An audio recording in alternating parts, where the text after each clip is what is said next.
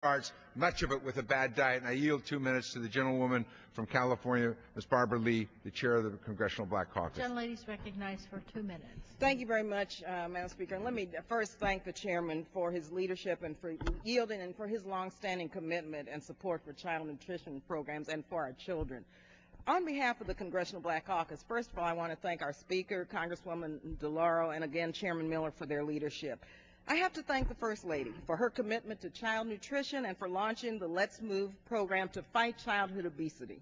This program supports the First Lady's goal by reauthorizing and expanding our child nutrition programs to provide healthy, nutritious meals to our nation's needy children.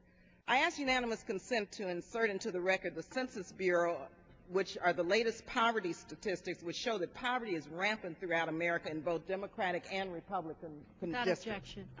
Thank you very much, Madam Speaker. Now, let me just say, Madam Speaker, I personally know the value of these child nutrition programs.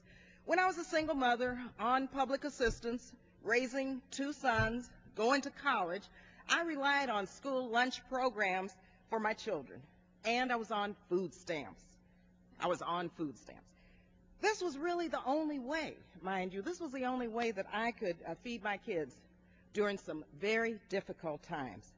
Unfortunately, this bill, however, feeds low-income children at the expense of the food stamp program. But I know that the President and First Lady share this concern. I know Chairman Miller, our Speaker, Congresswoman DeLauro, the entire body shares this concern.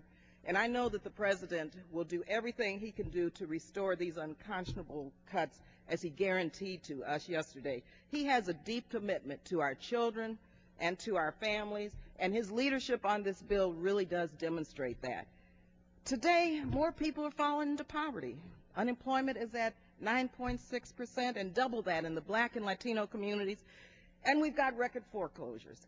And we still haven't passed an unemployment insurance compensation benefit package. We haven't extended this for those who desperately need help. Addressing the deficit on the backs of the poor while arguing for a $700 billion tax cut for the wealthy is really not who we are as a country. So I urge my colleagues on both sides of the aisle to join us, to join the CBC in supporting this bill. The Congressional Black, may I have 30 seconds? Time's expired. Than's Mr. Chairman. Gentlelady is recognized. This really should not be a Republican or a Democratic or a Green or an independent issue. Providing a safety net for those in need during economic moral and ethical responsibility that we have.